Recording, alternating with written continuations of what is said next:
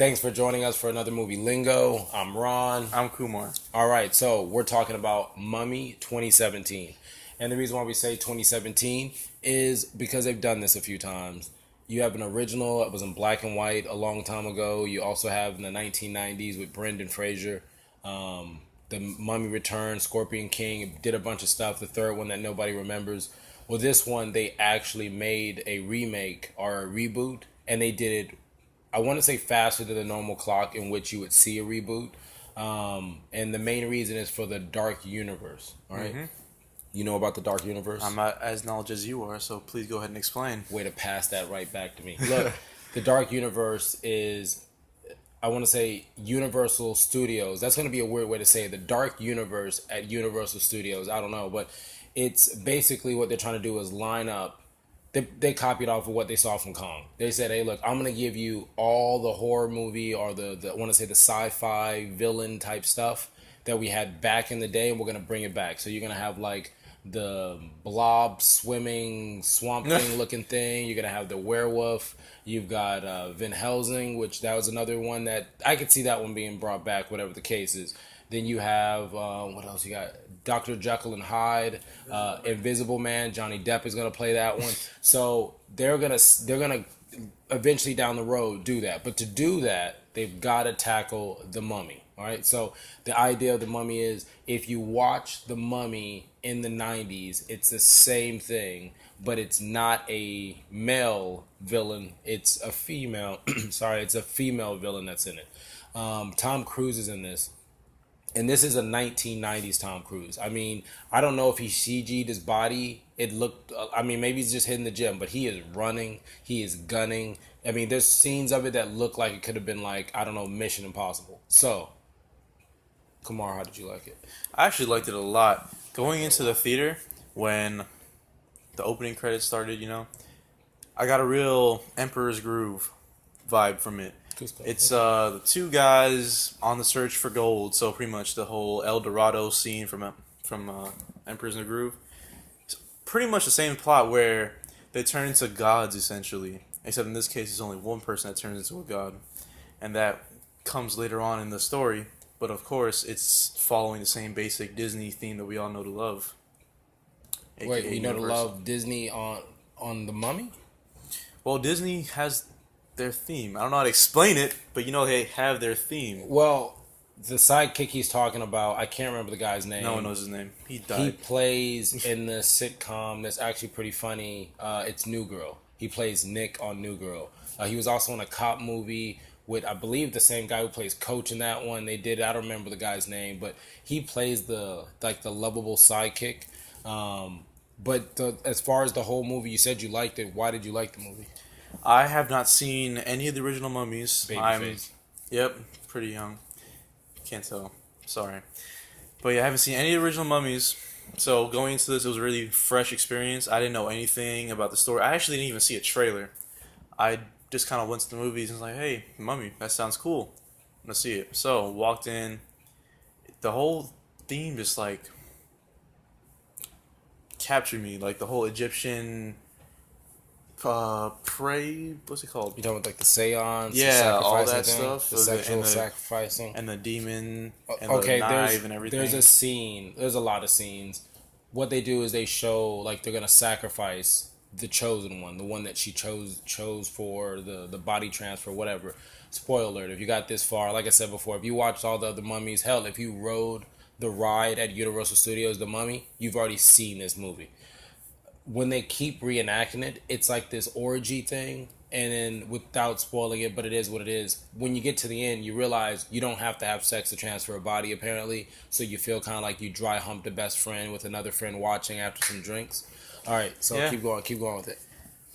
But yeah, it's just like he said, dry humping best friends, Anywho, gotta stab him in the heart with a dagger, with the shiny jewelry. Okay, so he says he likes the movie. I'm not gonna say I did like the movie. Go watch the movie. I'm big on watching the movie. Find out your own thing. Now, this movie, the first weekend, only did like 32 mil. Unfortunately, it was There was other movies that fell the same thing with big actors like Tom Cruise, and it just didn't work. You had Tom Hanks in The Circle, that didn't do well. The Rock, who normally has #1 movies, he was in Baywatch. But they were all going. I mean, even Pirates of the Caribbean didn't do as well as it was supposed to. They all got knocked out of the water by Wonder Woman, which you'll see the review on that later on. But it just, for this movie, it did better overseas than actually domestic. So I didn't like the movie for the simple fact that I felt like there was nothing original. It was a lot of flashy CG. It's some pretty cool stuff that you saw. But unfortunately, it was like the storyline was super bland. It was like you knew exactly what they were going to do because they would tell you. Like that sidekick I told you about. He would actually... He's a zombie. So he gets bit by a spider. He's more of a ghost. He's a ghost zombie. It's almost like that CW iZombie show. Shit, yeah. He comes back whenever you're lost in the story. I'm assuming this is their idea of it. Whenever you're lost, he fucking pops up and tells you, like a video game, you know, when you're playing around and you're lost. Tutorial guy. And he pops up, hint, hint, go to this fucking door over here, the one we're highlighting. That's literally what it was. Like Drake's Uncharted, same So he does that multiple times. You didn't even need, like, he could have turned to the camera and said, we want you to follow blah, blah, blah. The other problem I had with this movie was it showed too much of the gun. They wanted to really set up this dark universe. So you get a lot of Easter eggs. There's a scene where they're walking through and you have a bunch of mason jars and stuff like that with like arms and teeth and all. They're all nods to other characters that they're going to bring out later. But I felt like you can't focus on that until you actually make a serious franchise to grow on. What didn't you like about the movie? What didn't I like about the movie? So it connects to me not liking certain parts. I want to know, how did you feel about the acting? How did you feel about the dialogue? Because I felt it was actually perfect. No, it was not perfect. No, to you? The person who carried that, Russell motherfucking Crowe, the Please gladiator. tell me who that is. Listen, there's a scene where he's in the gladiator and he's feeling the corn as he's like, it's frolicking through his hand or whatever you want. I don't even know if frolic is the right word in that term. But he had little small, youthful hands, because he's the gladiator. Now you're watching Russell Crowe. He's gained some weight, man. He's gained some weight. And when he puts his little chubby Vienna sausage hands on that little reader, and a part of me was like, man, I'm getting old too. But, like, he carried it. He carried it too well. Because other than Tom Cruise and him, who else did you like acting? I don't give a fuck for anybody else. Okay, what about the girl who played the lead villain? It was the Queen just of the a Dam. fucking mummy. It was all you heard was her screaming, speaking in some weird ass Egyptian language that no one really gave a shit about. She could have spoken English for all we cared, but she did at one point. Yes, for like one sentence, one dialogue. I got what I didn't like about the movie. There you go. I got it out of him. Yeah. So, who was the general who had the little condition where he had to stab himself with a serum to stay normal? You didn't know who Russell motherfucking Crowe. Listen. Yeah, him.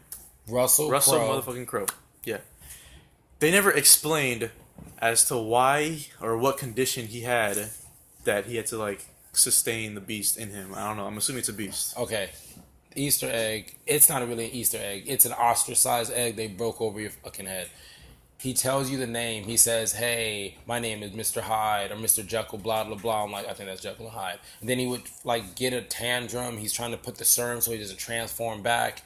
And then eventually he turns full. Now, when I say this movie didn't know that you were paying attention to and they want to tell you where you're lost, that's why when he puts his hand up on it and it reads it, it says Hyde is the opposite. So they're like, even when a full transformation, he still didn't fucking understand it. All right, so like I said, Russell Crowe was that good of an actor where he was the light that was shining, right?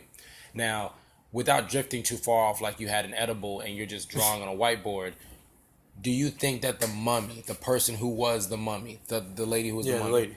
Could you put anybody in that role? Could you put Rihanna in that role? I don't give a fuck. It could have been my grandma. It really did not matter to me. Why? Because she was just the most irrelevant. She barely had any actual lines that had a serious impact on the plot. Because regardless of who the person was, it was still, I'm from however fucking long ago it was. I was a goddess. My father had a son with some weird ass lady. So I'm no longer like the fucking queen. Which they told that story about 4 different times with the visualization. It could have been anyone. It does not matter who was in there. Okay, so now that doesn't matter, you know what does matter? What is that? Rating this motherfucker. Okay. Okay, so if there's a catacomb and we're getting into it, and then inside of it, and we open it, what's your movie lingo rating? 7. Oh, we got Mike over there on the calculator now. Yeah, okay, so guys, we got Mike adding this up. And listen, Mike's best stuff sometimes comes under the influence of Arizona Tea. Yep. Okay, look, your rating. What is it? Why? 7, because I don't typically go to movies like this. You gave this motherfucker a 7. Yeah, but look. You gave this motherfucker a 7. Listen, don't pull some bullshit like last time where you're going to criticize the fuck out of me. I don't know what he's talking about. Now, if you want to go back and watch Guardian of the Galaxy Volume maybe you'll 2, know. Then you can go ahead and do that and see what that's about. But anywho, for someone who doesn't go to this genre of movie or style of movie, in fact. So you don't watch action movies. Continue. But this wasn't even like, I didn't even know what the fuck this shit was when I was going into it. I just saw The Mummy title. I was like, all right, let's go see it. It was a good introduction to the dark universal universe that they're trying to build for someone who doesn't know anything about how they're trying to build it. So, I liked it. What did you give it, Ron? He gave it a 7. Why'd you say fucking 7? I thought for a movie that's supposed to be a summer blockbuster, I felt like the dialogue wasn't there.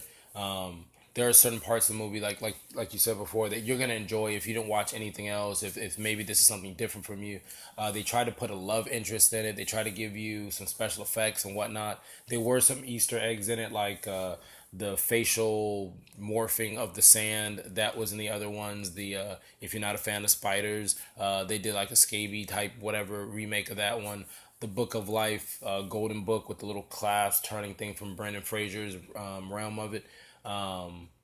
That's in there. One of the stars hit somebody with it, and the camera shows it long enough. Now, you should be able to see it like in the corner of your eye really quickly. No, this movie's so obvious over the face. When you understand it, it actually stops for a while, and most people had no idea what it was.